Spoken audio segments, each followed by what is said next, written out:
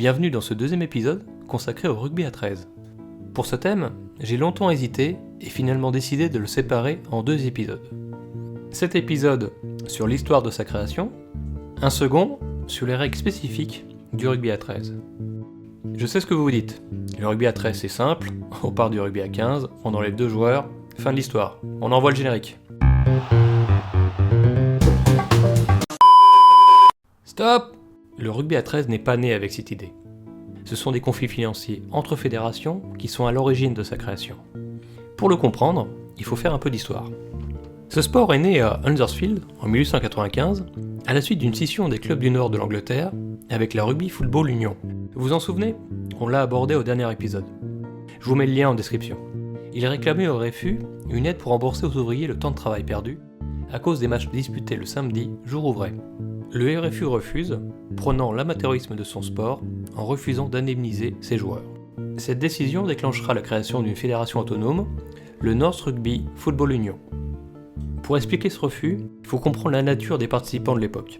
Dans le sud de l'Angleterre, le 15 était joué par une majorité d'étudiants, alors que dans le nord, c'était une majorité d'ouvriers qui prenaient sur leur temps pour pratiquer.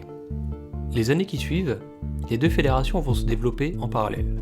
Une modification majeure intervient en 1906, le NRFU décide de passer de 15 joueurs à 13 joueurs. Les années qui suivent vont diffuser ce sport dans tout le Royaume-Uni et les anciennes colonies anglaises.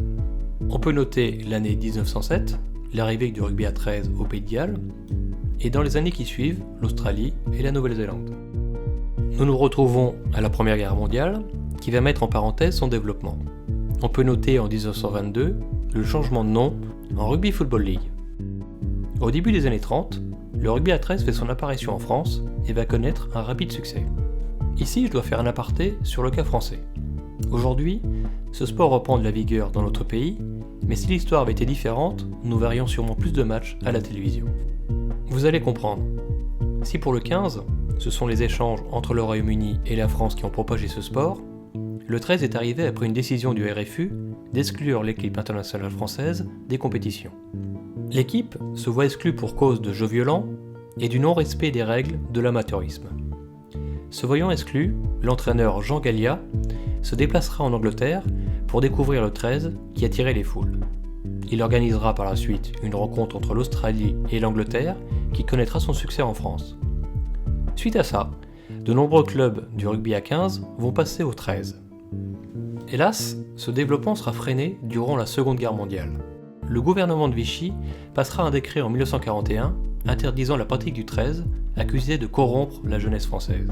Le rugby à 15 récupérera ainsi les fonds, les joueurs, les stades et même les équipements du jeu à 13. Je vous mets un lien en description si vous voulez comprendre les raisons invoquées à l'époque.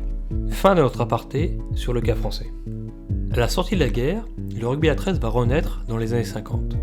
Avec l'organisation de la première Coupe du Monde en France, elle perdra en finale face à l'Angleterre.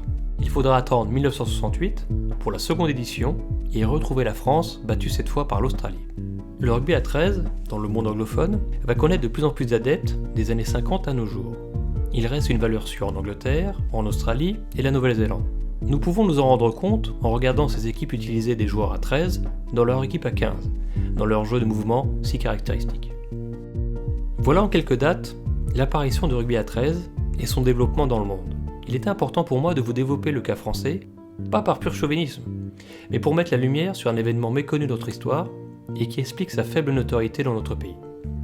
Je ne peux que vous conseiller d'assister à un match pour apprécier ce sport qui n'a pas à rougir de son grand frère, le rugby à 15. Si vous voulez en savoir plus, je vous conseille le livre « Le rugby interdit » aux éditions Carnot et Franck, écrit par Mac Rallance, un spécialiste de ce sport. Merci d'avoir regardé, pensez à vous abonner, à la prochaine.